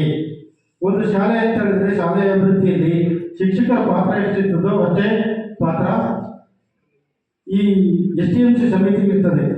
ಹಾಗಾಗಿ ಒಂದು ಉತ್ತಮವಾಗಿರ್ತಕ್ಕಂಥ STMC ಸಮಿತಿಯನ್ನು ರಚನೆ ಮಾಡಬೇಕು. ಅದು ಶಾಲೆಯ ಎಲ್ಲ ಕಾರ್ಯಚಟುವಟಿಕೆಗಳಲ್ಲಿ ಭಾಗವಹಿಸಬೇಕು ಅಂತಕ್ಕಂಥದ್ದಿದೆ. ಹಾಗಾಗಿ ನಿಮ್ಮ ಶಾಲೆಯಲ್ಲಿ ಯಾವ ರೀತಿ ಭಾಗವಹಿಸ್ತಾ ಇದೆ ಅಂತಕ್ಕಂಥದ್ದನ್ನು ನಾವು ಕೇಳಿದ್ವಿ. ಭಾಗವಹಿಸದೆ ಎಲ್ಲ ಚಟುವಟಿಕೆಗಳಿದೆ ಅಂತಕ್ಕಂಥ ಅಭಿಪ್ರಾಯವನ್ನು ಹೇಳಿದ್ದಾರೆ ಇಲ್ಲಿ. ಆಮೇಲೆ ಪ್ರತಿ ತಿಂಗಳು STMC ಸಭೆಗಳು ನಡೆಯುತ್ತದೆಯೇ?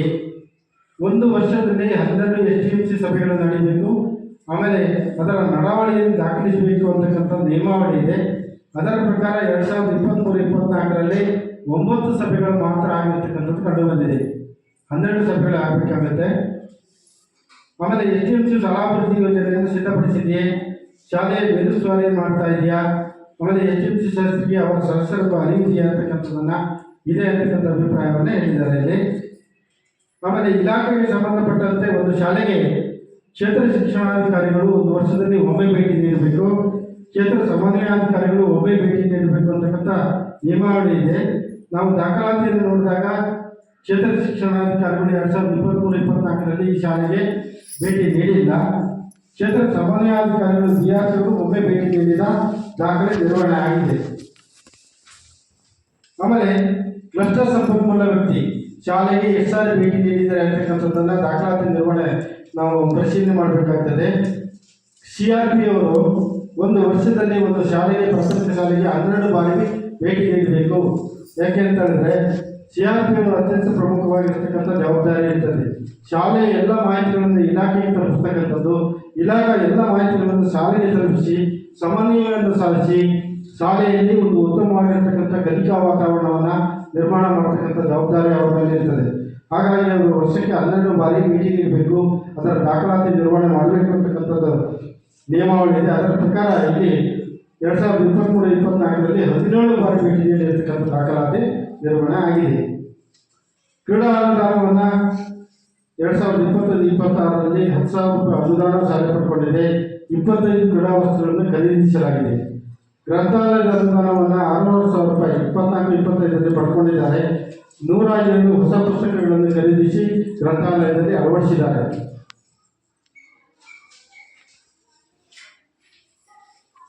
ಆಮೇಲೆ ಶಾಲೆ ಅಂತ ಹೇಳಿದ್ರೆ ಒಂದು ಮಕ್ಕಳ ಸುರಕ್ಷತೆಗೆ ಸಂಬಂಧಪಟ್ಟಂತೆ ಒಂದು ಶಾಲಾ ಸುರಕ್ಷತಾ ಸಮಿತಿಯನ್ನು ರಚನೆ ಮಾಡಬೇಕು.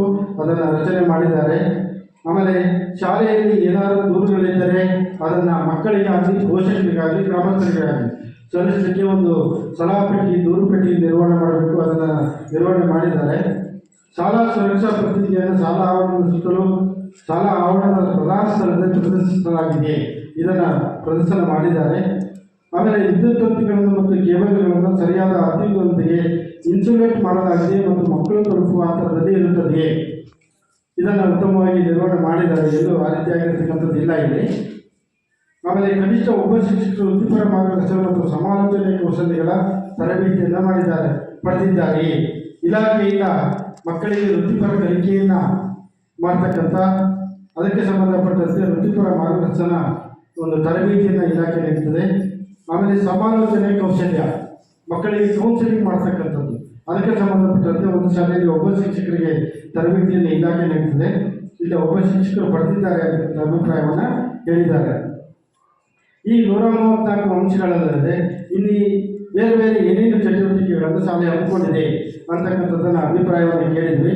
ಅದರಲ್ಲಿ ಶಾಲೆಯಲ್ಲಿ ಉತ್ತಮ ರೂಢಿಗಳಿದ್ದರೆ ನಮೂದಿಸುವುದು ಅಂತಕ್ಕಂಥದ್ದು ವರದಿಯಲ್ಲಿ ಕೇಳಿದ್ದಾರೆ. ಅದರ ಪ್ರಕಾರ ನಾವಿಲ್ಲಿ ಯೋಗದ ಅನೇಕ ಚಟುವಟಿಕೆಗಳು, ಧ್ಯಾನದ ಅನೇಕ ಚಟುವಟಿಕೆಗಳು, ಆಮೇಲೆ ಶ್ರಮದಾನ, ಆಮೇಲೆ ಸಾಮಾನ್ಯ ಜ್ಞಾನದ ರಸಪ್ರದ ಚಟುವಟಿಕೆಗಳು, ಆಮೇಲೆ ವಿಜ್ಞಾನಕ್ಕೆ ಸಂಬಂಧಪಟ್ಟಿರ್ತಕ್ಕಂಥ ಆವಿಷ್ಕಾರದ ಪ್ರಯೋಗದ ಸರಳ ಪ್ರಯೋಗದ ಅನೇಕ ಚಟುವಟಿಕೆಗಳು, ಪ್ರತಿಭೆಗೆ ಸಂಬಂಧಪಟ್ಟಿರ್ತಕ್ಕಂಥ ಅನೇಕ ಚಟುವಟಿಕೆಗಳು, ಆಮೇಲೆ ಗಣಿತದ ಸರಳ ಲೆಕ್ಕಗಳ ಚಟುವಟಿಕೆಗಳು, ಆಮೇಲೆ ವಿಜ್ಞಾನದ ಸರಳ ಪ್ರಯೋಗಗಳ ಚಟುವಟಿಕೆಗಳು, ಮಾದರಿ ತಯಾರಿಕೆ ಚಟುವಟಿಕೆಗಳು, ಆಮೇಲೆ ಇತಿಹಾಸದ ಮತ್ತು ಚರಿತ್ರೆಗೆ ಸಂಬಂಧಪಟ್ಟಿರ್ತಕ್ಕಂಥ ಪ್ರವಾಸದ ಚಟುವಟಿಕೆಗಳು, ಕ್ಷೇತ್ರ ಭೇಟಿ, ಹೀಗೆ ಅನೇಕ ಚಟುವಟಿಕೆಗಳನ್ನು ಶಾಲೆಯಲ್ಲಿ ಮಕ್ಕಳಿಗೆ ನೀಡಿ ಅದರ ಮೂಲಕ ಉತ್ತಮವಾಗಿರ್ತಕ್ಕಂಥ ಕಲಿಕೆಯನ್ನು ಮಾಡಲಿಕ್ಕೆ ಶಾಲೆ ಕಲಿಕಾ ವಾತಾವರಣವನ್ನು ನಿರ್ಮಾಣ ಮಾಡಿದೆ ಅಂತಕ್ಕಂಥ ಅಭಿಪ್ರಾಯವನ್ನು ಹಾಗೆ ಶಿಕ್ಷಕರು ಮಕ್ಕಳು ಹೇಳಿದ್ದಾರೆ. ಅದೇ ರೀತಿ ಪೋಷಕರು ಸಹ ಹೇಳಿದ್ದಾರೆ. ಹೀಗೆ ಈ ಸಮಗ್ರ ಶಿಕ್ಷಣ ಯೋಜನೆಗೆ ಸಂಬಂಧಪಟ್ಟಂತೆ 134 ಮಾರ್ಗಸೂಚಿ ಅಂಶಗಳಿದೆ. ಆ ಮಾರ್ಗಸೂಚಿ ಅಂಶಗಳಿರತಕ್ಕಂಥ ಎಲ್ಲವನ್ನೂ ಸಹ ನಾವು ಪರಿಶೀಲನೆ ಮಾಡಿ ಆ ವರದಿಯನ್ನು ಸರ್ಕಾರಕ್ಕೆ ವಾಸ್ತವಾಂಶದ ವರದಿಯನ್ನು ನೀಡಬೇಕಾಗ್ತದೆ. ನಾವು ಪರಿಶೀಲನೆಯನ್ನು ಮಾಡಿದ್ದೇವೆ. ಅದರಲ್ಲಿ ಏನೇನು ಉತ್ತಮ ಅಂಶಗಳು ಕಂಡು ಬಂದಿದೆ, ಏನೇನು ಕೆಲವೊಂದು ನ್ಯೂನತೆಗಳಿದೆ, ಅವೆಲ್ಲವನ್ನು ನಾನು ಗ್ರಾಮಸಭೆಯಿಂದ ಮಂಡಿಸಿದ್ದೇನೆ. ನಮಗೆ ಗಮನಕ್ಕೆ ಬಾರದೇ ಇರತಕ್ಕಂಥ ಏನಾದರೂ ಅಂಶಗಳಿದ್ದರೆ ನೀವು ಸಹ ತಿಳಿಸಿದರೆ ಆ ಎಲ್ಲ ಅಂಶಗಳನ್ನು ವರದಿಯಲ್ಲಿ ಸೇರಿಸಿ ಸರ್ಕಾರ ಗಮನಕ್ಕೆ ನಾವು ತರ್ತೀವಿ ಅಂತೇಳಿ ತಿಳಿಸ್ತಾ ಈ ಎಲ್ಲ ಅಂಶಗಳನ್ನು ತಿಳಿಸಲಿಕ್ಕೆ ಅವಕಾಶ ಕೊಟ್ಟಿರ್ತಕ್ಕಂಥ ನಮಗೆ ಧನ್ಯವಾದಗಳು.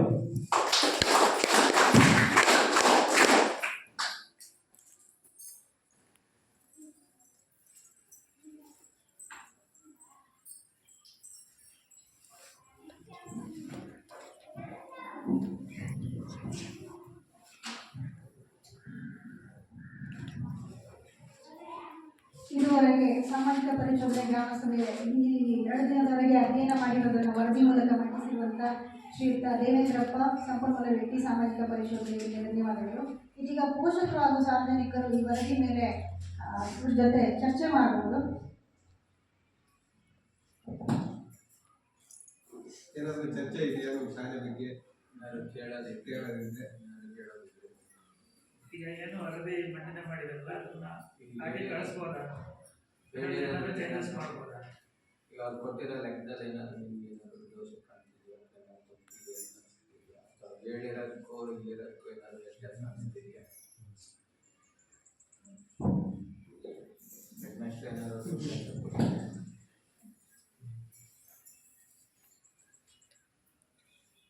ಹೇಳಿ, ಏನೇನು ಚರ್ಚೆ ಮಾಡ್ಬೋದು, ತೊಂದರೆ ಇಲ್ಲ, ಅವಕಾಶ ಇದೆ. ಏನು ಹಿಂದೆ ಏನು ಬೇಡ, ಏನಿದೆ ಹೇಳ್ಬೋದು. ಅದು ಸಾಮಾಜಿಕ ಪರಿಶೋಧನೆ ನಿಂದೆ ವರದಿ, ನಮ್ದೇನಿದ್ರೆ ಇಷ್ಟೇ ಕೆಲಸ, ನಿಮ್ಮ ಮುಂದೆ ಇಡೋದಷ್ಟೇ, ಚರ್ಚೆ ನೀವು ಮಾಡ್ಬೋದು.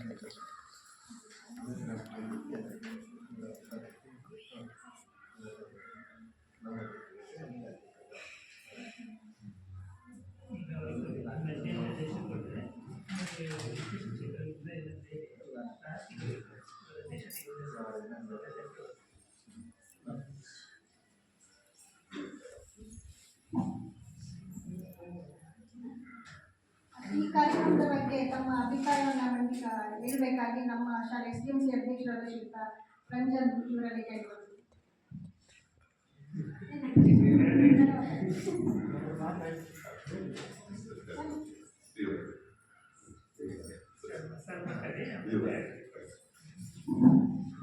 ನಮ್ಮ ಶಾಲಾ ಮುಖ್ಯ ಶಿಕ್ಷಕರು ಶ್ರೀಯುತ ಪಾಂಡನ್ ಸರ್ ಅವರು ಈ ವರದಿ ಮೇಲೆ ಅಥವಾ ದಿನದ ಗ್ರಾಮ ಸಭೆಯಲ್ಲಿ ಮಾತಾಡಬೇಕಾಗಿದೆ.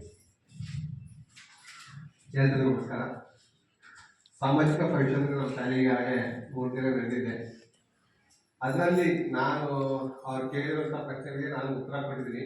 ಆದರೆ ನಿಮ್ಮಲ್ಲಿ ಪೇರೆಂಟ್ಸ್ಗಳು ಸಹ ಏನು ಮಾಡೋದು, ಮಾರ್ಕ್ಸ್ ಸುಳ್ಳು ಹೇಳಿದ್ದಾರೆ, ಸುಮ್ಮನೆ ಮಾಹಿತಿ ಕೊಟ್ಟಿದ್ದಾರೆ ಅಂತಂದರೆ ಅದನ್ನು ಸಹ ಪ್ರತಿಯೊಂದು ವೋಚರು ಸಹ, ಯಾಕೆಂದರೆ ಪರ್ವೀನ್ ಮೇಡಮ್ ಅವರು ಇದ್ರ ಆ ಪೀರಿಯಡಲ್ಲಿ 2023-24ನೇ ಸಾಲಿನಲ್ಲಿ ಅವರು ನಿವೃತ್ತಿ ಹೊಂದಿದ್ದಾರೆ.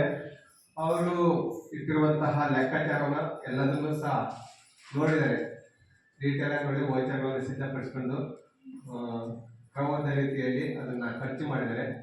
ಅದೇ ರೀತಿ ನಮ್ಮ ಶಾಲೆಯಲ್ಲಿ ಕೆಲವೊಂದು ಕಾರ್ಯಕ್ರಮಗಳು ಸಹ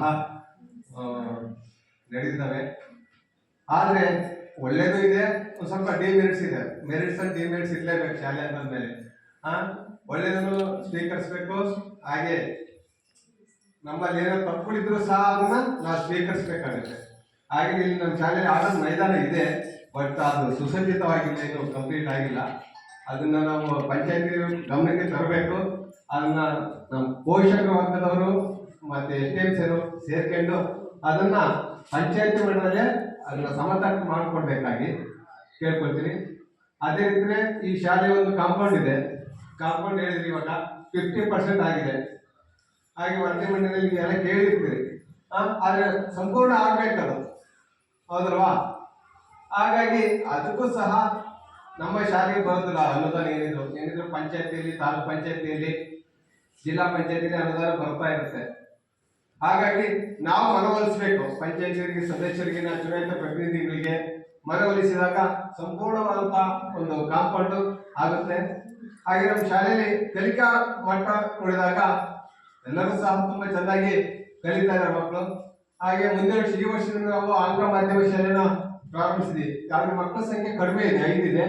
ಆದರೆ ಹೆಚ್ಚಿನ ಸಂಖ್ಯೆಯಲ್ಲಿ ಮಕ್ಕಳು ಬಂದರೆ ಇಲ್ಲಿ ಶಿಕ್ಷಕರು ಬರ್ತಾರೆ, ಹಾಗೆ ಹೆಚ್ಚಿನ ಮಕ್ಕಳು ಜ್ಞಾನಾರ್ಜನೆ ಪಡ್ಕೊಂಡು ಹೆಚ್ಚಿನ ಮಕ್ಕಳಿಗೆ ಸಹ ಪ್ರೋತ್ಸಾಹ ನೀಡುವಂತೆ ನಾವು ಮಾಡ್ತೀವಿ.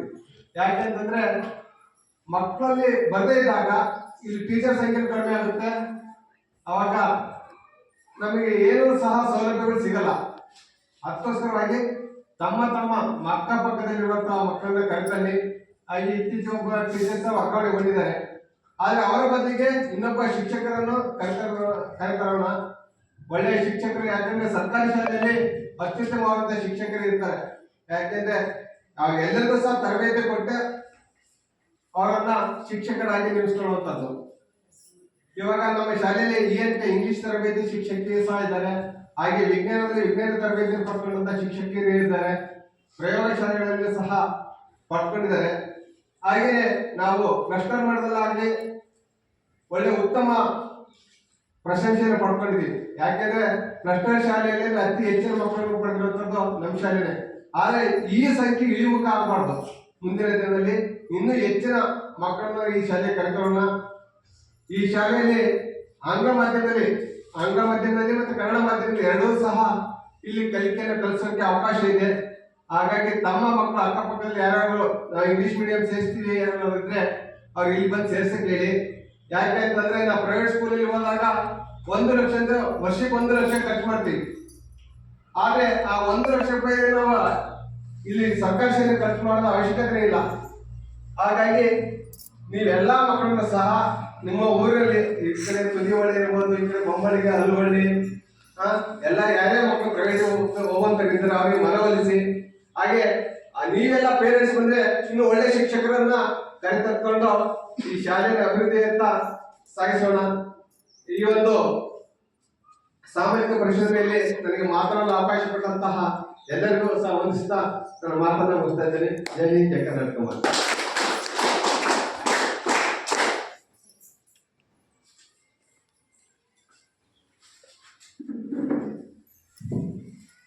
ಧನ್ಯವಾದಗಳು ಸರ್. ಈ ದಿನದ ಗ್ರಾಮಸಭೆ ಅಧ್ಯಕ್ಷತೆಯನ್ನು ವಹಿಸಿರುವ ನಮ್ಮ ಗ್ರಾಮ ಪಂಚಾಯತ್ನ ಮಾಜಿ ಸದಸ್ಯರಾದಂಥ ಶ್ರೀಯುತ ಅರುಣ್ ಕುಮಾರ್ ಅವರು ಈ ಕಾರ್ಯಕ್ರಮವನ್ನು ಉದ್ದೇಶಿಸಿ ಮಾತಾಡಬೇಕಾಗಿದೆ.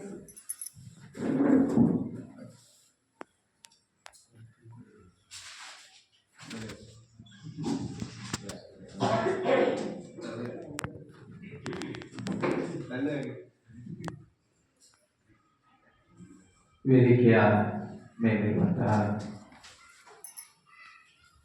ಹೊಸನಗರ ತಾಲೂಕು ಪಂಚಾಯಿತಿಯ ಲೆಕ್ಕಪತ್ರ ಪರಿಶೋಧಕರಾಗಿರುವಂತಹ ನಾಗೇಶ್ ಅವರೇ, ಹಾಗೆ ಶಿಕ್ಷಣ ಇಲಾಖೆಯ ಲೆಕ್ಕಪತ್ರ ಪರಿಶೋಧಕರಾಗಿರುವಂತಹ ದೇವೇಂದ್ರ ಪ್ರಸಾದ್ ಅವರೇ, ಸ್ನೇಹಿತ SDMC ಅಧ್ಯಕ್ಷನಾಗಿರುವಂತಹ ರಂಜನ್ ಅವರೇ, ಶಾಲೆಯ ಮುಖ್ಯೋಪಾಧ್ಯಾಯರೇ, ಎಲ್ಲ ಅಧ್ಯಾಪಕ ವೃಂದದವರೇ, ಅಂಗನವಾಡಿಯವರೇ, ಎಲ್ಲ ಪೋಷಕ ವರ್ಗದವರೇ, ನೆಚ್ಚಿನ ಪುಟಾಣಿ ಮಕ್ಕಳೇ, ಒಂದು ಒಳ್ಳೆಯ ಕಾರ್ಯಕ್ರಮಕ್ಕೆ ನಾವಿವತ್ತು ಸೇರಿದ್ದೇವೆ.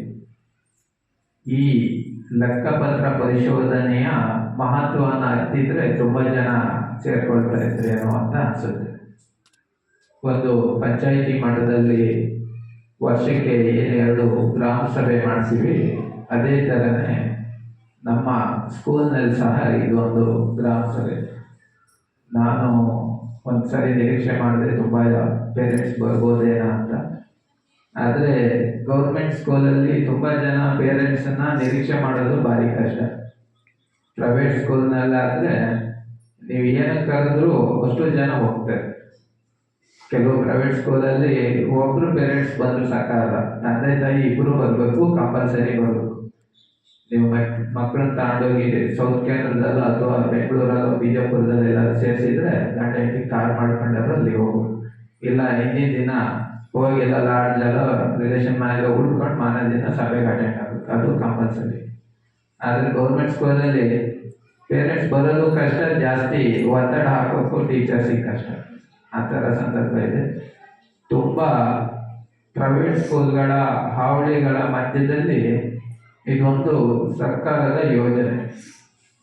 ಒಂದಿಷ್ಟು ಸ್ಕೂಲುಗಳಿಗೆ ಆಡಿಟ್ ಮಾಡ್ತಾ ಇದ್ದಾರೆ. ಆಡಿಟ್ ಅಂದರೆ ಸ್ಕೂಲ್ಗಳಲ್ಲಿ ಯಾವ ರೀತಿ ಖರ್ಚುಗಳು ನಡೀತಾ ಇದೆ, ಅದು ಯಾವ ರೀತಿ ನಿರ್ವಹಣೆ ಮಾಡ್ತಾ ಇದ್ದಾರೆ, ಮತ್ತು ಮಕ್ಕಳ ಶೈಕ್ಷಣಿಕ ಪ್ರಗತಿಗೆ ಸ್ಕೂಲ್ನವರು ಮತ್ತು ಸ್ಥಳೀಯ ಆಡಳಿತದವರು ಯಾವ ರೀತಿ ಸ್ಪಂದಿಸ್ತಾ ಇದ್ದಾರೆ, ಈ ದೃಷ್ಟಿಯನ್ನು ಇಟ್ಕೊಂಡು ಒಂದಿಷ್ಟು ಆಡಿಟ್ ಮಾಡ್ತಾ ಇದ್ದಾರೆ. ನಮ್ಮ ಪಂಚಾಯತ್ ವ್ಯಾಪ್ತಿಯಲ್ಲಿ ನಾವು ನೋಡ್ತಾ ಇದ್ದೀವಿ, ಪ್ರತಿ ವರ್ಷ ಒಂದು 2 ಸ್ಕೂಲ್ಗಳನ್ನ ಆಯ್ಕೆ ಮಾಡಿಕೊಂಡು ಆಡಿಟ್ ಮಾಡ್ತಾ ಇದ್ದಾರೆ.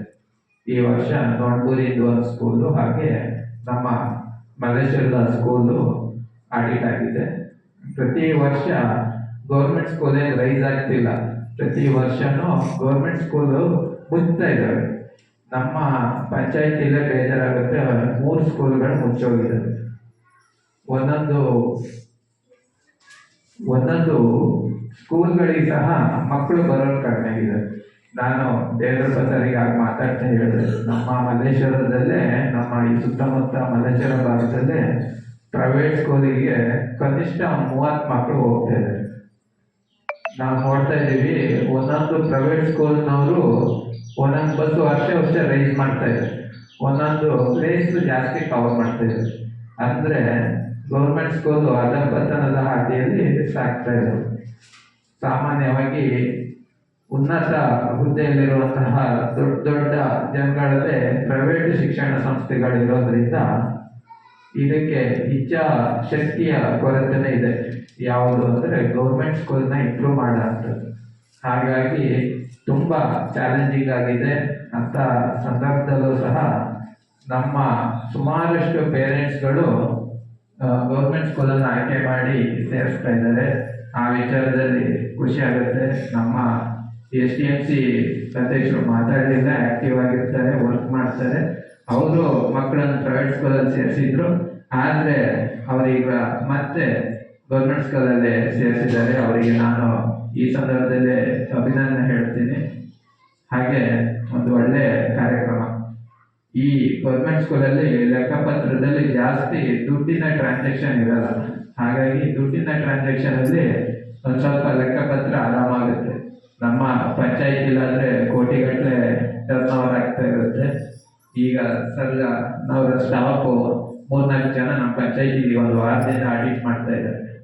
ಪ್ರತಿಯೊಂದು ಕೆಲಸಗಳು ಎಲ್ಲೆಲ್ಲಿ ಕೊಟ್ಟಿದ್ದೀವಿ ಅದು ಕರೆಕ್ಟಾಗಿ ನಿರ್ವಹಣೆ ಆಗ್ತಾ ಇದೆಯಾ ಅಥವಾ ಆ ಹಾಕಿರೋ ದುಡ್ಡಿಗೆ ತಕ್ಕಂಗೆ ಆ ಕೆಲಸ ಆಗಿದೆಯಾ, ಪ್ರತಿಯೊಂದು ಲೆಕ್ಕಪತ್ರಗಳು ಕಾನೂನಾತ್ಮಕವಾಗಿದ್ದಾವೆ ಅನ್ನೋದನ್ನ ಚರ್ಚೆ ಮಾಡ್ತಾ ಹಾಗೆ ಆಡಿಟ್ ಮಾಡ್ತಾ ಇದ್ದಾರೆ.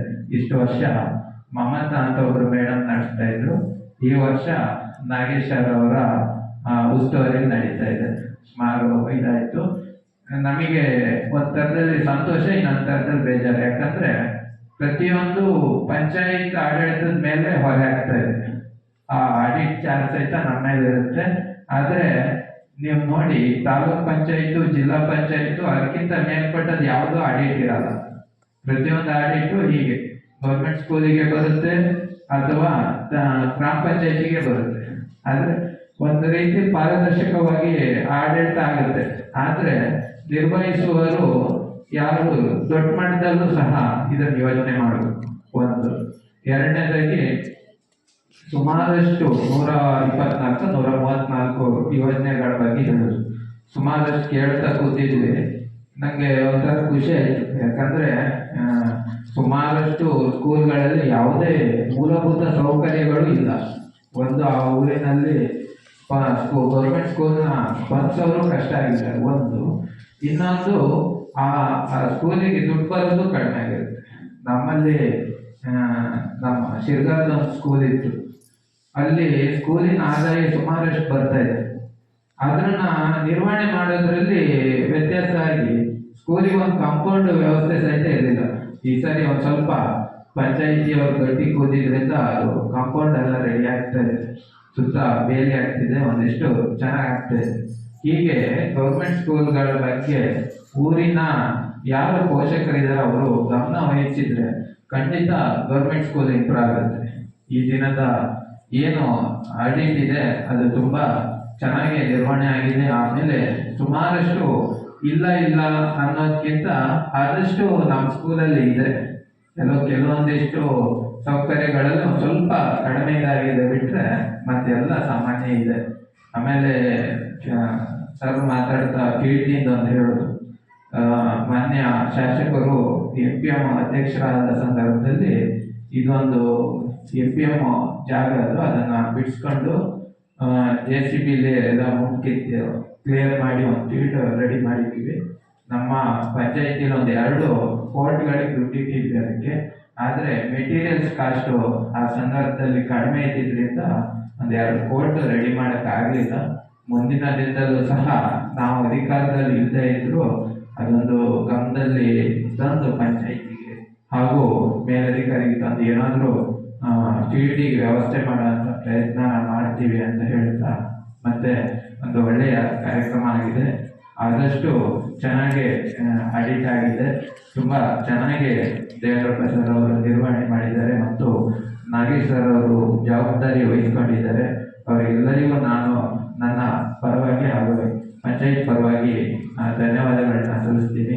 ಹಾಗೆ ಈ ಆಡಿಟ್ ನೋಡಲಿಕ್ಕೆ ಪರಿಶೋಧನೆಯನ್ನ ಚೆಕ್ ಮಾಡೋಕ್ಕಾಗಲ್ಲ ಆಗಮಿಸಿದ್ದೇವೆ. ತಮಗೂ ಸಹ ನಾನು ವೈಯಕ್ತಿಕವಾಗಿ ಧನ್ಯವಾದಗಳನ್ನು ಸಲ್ಲಿಸ್ತಾ ನನ್ನ ಮಾತನ್ನು ಮುಗಿಸ್ತಾ ಇದ್ದೀನಿ.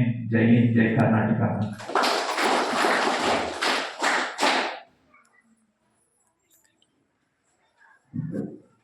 ಇದರಿಂದ ಸಾಮಾಜಿಕ ಪರಿಶೋಧನೆ ಗ್ರಾಮ ಸಭೆಯ ಅಧ್ಯಕ್ಷತೆಯನ್ನು ವಹಿಸಿ ಅಧ್ಯಕ್ಷೀಯ ಮಾತುಗಳನ್ನಾಡಿದ ಶ್ರೀಯುತ ಅರುಣ್ ಕುಮಾರ್, ಗ್ರಾಮ ಪಂಚಾಯತ್ನ ಮಾಜಿ ಸದಸ್ಯರಿಗೆ ಧನ್ಯವಾದಗಳು. ಕಾರ್ಯಕ್ರಮದ ಕೊನೆಯ ಹಂತ ವಂದನಾರ್ಪಣೆ.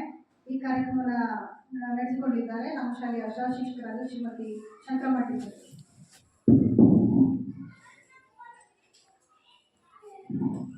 ಎಲ್ಲರಿಗೂ ನಮಸ್ಕಾರ.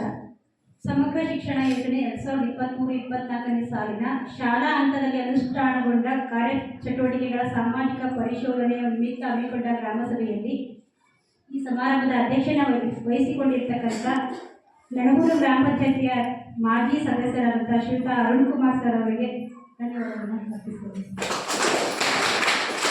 ಹಾಗೂ ಈ ಕಾರ್ಯಕ್ರಮದ ಯಶಸ್ವಿಗೆ ಕಾರಣೀಭೂತರಾದ ನಮ್ಮ ಶಾಲೆಯ SDMC ಅಧ್ಯಕ್ಷರಾದ ಶ್ರೀಯುತ ರಂಜನ್ ಅವರಿಗೂ ಕೂಡ ನಮ್ಮ ನಿಮ್ಮೆಲ್ಲರ ಪರವಾಗಿ ಹೃತ್ಪೂರ್ವಕವಾದ ಧನ್ಯವಾದಗಳನ್ನು ಅರ್ಪಿಸುತ್ತೇನೆ.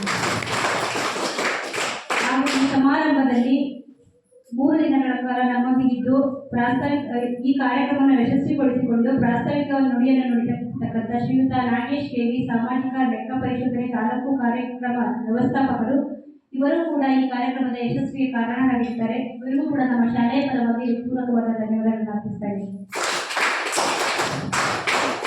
ಹಾಗೂ ಈ ಕಾರ್ಯಕ್ರಮದಲ್ಲಿ ವರದಿ ಮಂಡನೆ ಮಾಡಿರ್ತಕ್ಕಂಥ ಗ್ರಾಮ ಸಂಪನ್ಮೂಲ ವ್ಯಕ್ತಿಗಳಿಂದ ಮಾಹಿತಿಯನ್ನ ಕಲೆ ಹಾಕಿಕೊಂಡು, ಮಕ್ಕಳಿಂದ ಮಾಹಿತಿಗಳನ್ನ ಕಲೆ ಹಾಕಿಕೊಂಡು ವರದಿಯನ್ನು ಮಂಡಿಸಿರ್ತಕ್ಕಂಥ ಶ್ರೀಯುತ ದೇವೇಂದ್ರಪ್ಪ ಸಂಪನ್ಮೂಲ ವ್ಯಕ್ತಿ ಸಾಮಾಜಿಕ ಲೆಕ್ಕ ಪರಿಶೋಧನೆ, ಇವರಿಗೂ ಕೂಡ ನಮ್ಮ ಶಾಲೆಯ ಪರವಾಗಿ ಪೂರಕವಾದ ಧನ್ಯವಾದಗಳನ್ನು ಅರ್ಪಿಸುತ್ತೇನೆ. ಈ ಕಾರ್ಯಕ್ರಮವನ್ನು ಯಶಸ್ವಿಗೊಳಿಸಲು ಕಾರಣರಾಗಿರ್ತಕ್ಕಂಥ ನಮ್ಮ ಶಾಲೆಯ ಮುಖ್ಯೋಪಾಧ್ಯಾಯರಾದ ಶ್ರೀಯುತ ಪಾಂಡುರಂಗಪ್ಪ ಸರ್ ಕೂಡ ಹೃತ್ಪೂರ್ವಕವಾದ ಧನ್ಯವಾದಗಳನ್ನು ತಲುಪಿಸುತ್ತೇನೆ. ಈ ಸಮಾರಂಭದ ಯಶಸ್ವಿಗೆ ಕಾರಣರಾಗಿರ್ತಕ್ಕಂಥ ಎಲ್ಲ ಪೋಷಕರಿಗೂ, ಮಕ್ಕಳಿಗೂ ಹಾಗೂ ನನ್ನ ನೆಚ್ಚಿನ ಎಲ್ಲ ವೃತ್ತಿಬಾಂಧವರಿಗೂ ಕೂಡ ವಂದನೆಗಳನ್ನು ಸಲ್ಲಿಸ್ತಾ ಈ ಕಾರ್ಯಕ್ರಮದ ವಂದನಾಪಣೆ ಮುಗಿಸ್ತೇವೆ. ಹಾಗೂ ಈ ಕೊನೆಯದಾಗಿ ಈ ಕಾರ್ಯಕ್ರಮದಲ್ಲಿ ಅಂಗನವಾಡಿ ಕಾರ್ಯಕರ್ತೆಯಾಗಿರ್ತಕ್ಕಂಥ ಶ್ರೀಮತಿ ಶಿವಣ್ಣ ಮೇಡಮ್ ಕೂಡ ಆಧರಿಸಿ ಈ ಕಾರ್ಯಕ್ರಮಕ್ಕೆ ಯಶಸ್ವಿಗೆ ಕಾರಣರಾಗಿರ್ತಾರೆ. ಅವರಿಗೂ ಕೂಡ ಹೃತ್ಪೂರ್ವಕವಾದ ಧನ್ಯವಾದಗಳನ್ನು ಸಲ್ಲಿಸ್ತೇನೆ.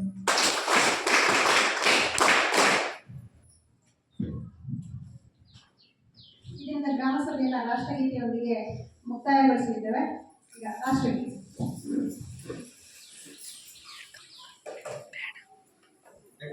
ರಾಷ್ಟ್ರಗೀತೆ ಶುರು ಕರ್. अधिनायक जय हे भारत भाग्य विधाता पंजाब सिंधु गुजरात मराठा द्राविड उत्कल गंगा विंध्य हिमाचल यमुना गंगा उच्चल जलधि तरंगा तव शुभ नामे जागे तव शुभ आशीष मागे गाहे तव जय गाथा जनगण मंगलदायक जय हे भारत भाग्य विधाता जय हे जय हे जय हे जय जय जय जय हे ಅರ್ಮಿಯಾ ಒಂದು जय हिंद।